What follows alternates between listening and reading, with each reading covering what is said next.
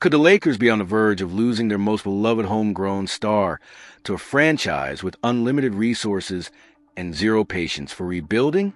What happens when a $5.6 billion organization decides that your rising star is exactly the centerpiece they need, and they're willing to throw whatever money it takes to make it happen? Austin Reaves is playing the best basketball of his career this season, but his stellar performance comes with a dangerous price. He's attracted the attention of rivals with very deep pockets. Breaking news confirmed by Dave McMenamin of ESPN reveals that the Los Angeles Lakers front office is on maximum alert. An anonymous Eastern Conference executive has identified the Brooklyn Nets, a franchise valued at $5.6 billion, as a team that can and should aggressively pursue Austin Reaves in the upcoming offseason. This rumor represents a direct blow to the Lakers' hopes of keeping their core intact and creates exactly the type of nightmare scenario that Rob Pelinka has been dreading. The executive didn't spare any praise for Reaves, validating his star status and putting maximum pressure on the Lakers to pay whatever price is necessary to retain him. Sometimes the biggest threats to championship teams come not from on-court competition, but from financial competition that forces impossible decisions. The analysis from the anonymous Eastern Conference executive, as reported by McMenamin, serves as a testament to Reeves' value throughout the entire league. This executive sees Reeves not just as a role player or complementary piece, but as a potential franchise leader who could anchor a team's future. This type of outside validation is both flattering and terrifying for the Lakers organization. Austin Reaves is a stud, the executive told McMenamin. If I were the Brooklyn Nets, I would throw all the money at him. He's shown that when he gets the keys to the engine, he can produce. This opinion represents the Lakers' biggest fear materialized into words. The Brooklyn Nets have both the financial means and the desperate need for a dynamic guard to lead their reconstruction efforts. The idea of throwing all the money at Reaves, likely meaning a maximum or near maximum contract projected at around $40 million annually, represents a direct threat that the Lakers, already committed to massive contracts for LeBron James and Luka Doncic, might struggle to match. This creates the perfect storm where a rebuilding team with unlimited resources can outbid a contending team with salary cap constraints.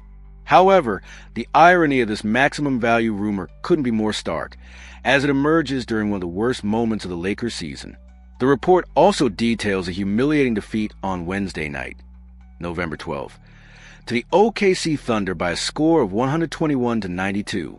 In that game, the stud that the Nets covered was far from brilliant, posting numbers that raised serious questions about his consistency and ability to perform against elite competition. Reeves' performance against Oklahoma City was genuinely concerning.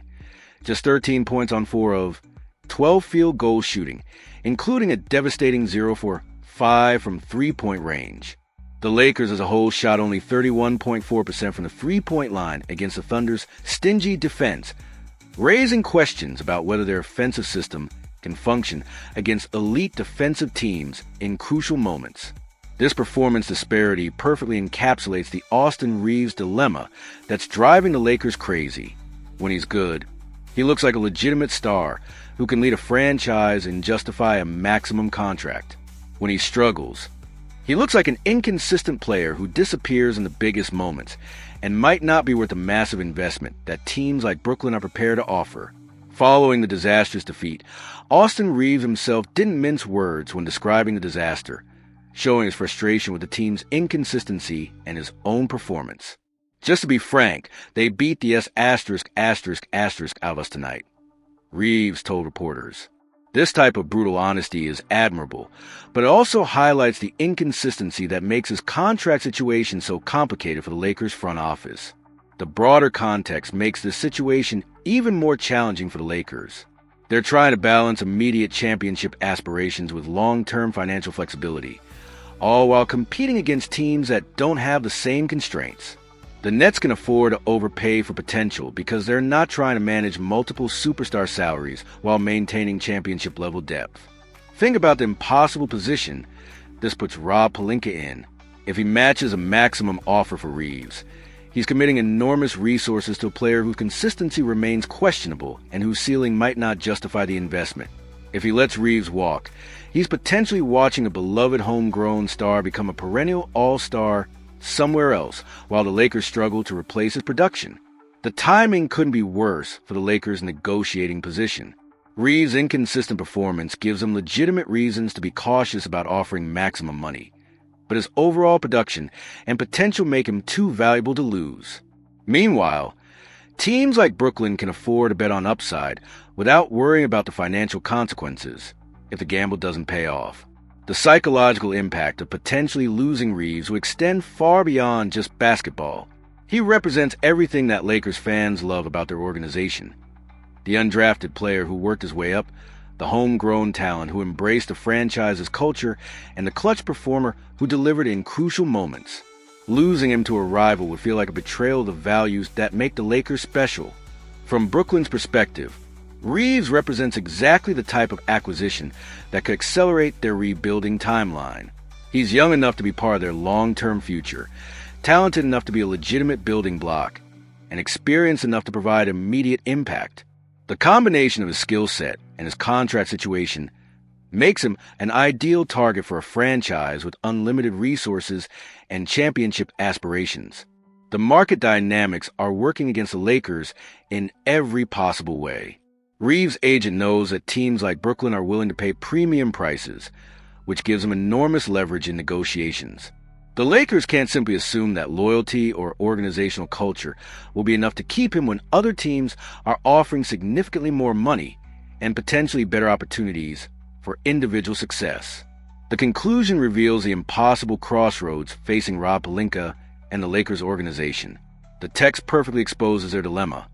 On one hand, a rival executive sees Austin Reeves as a stud who deserves all the money and the keys to the engine. On the other hand, Reeves himself admits that the team, including himself, was humiliated and had a disastrous performance against a Western Conference contender. The fundamental question for the Lakers is both simple and impossible to answer. Do they pay maximum value for a player that rivals like the Nets covet, even knowing he can disappear in important games? Or do they risk buying low and watch the Brooklyn Nets steal a player who becomes a perpetual all-star somewhere else? The market pressure, driven by the Nets' interest, is officially on the Lakers, and their response to define the franchise for years to come. This situation represents everything about the modern NBA's financial realities and the impossible decisions that championship teams face. Sometimes the biggest threats come not from better players or superior coaching, but from organizations with deeper pockets and fewer constraints.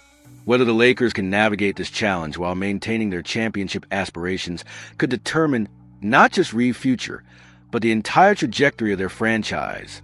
Do you think the Lakers should match any offer for Austin Reeves, even if it means paying maximum money for inconsistent production? Would losing him to Brooklyn represent a failure of organizational priorities or smart financial management? Let me know your thoughts in the comments. And if you believe this represents a kind of impossible decision that defines championship organizations, make sure to hit that like button. Sometimes the most important battles are fought in boardrooms rather than on basketball courts.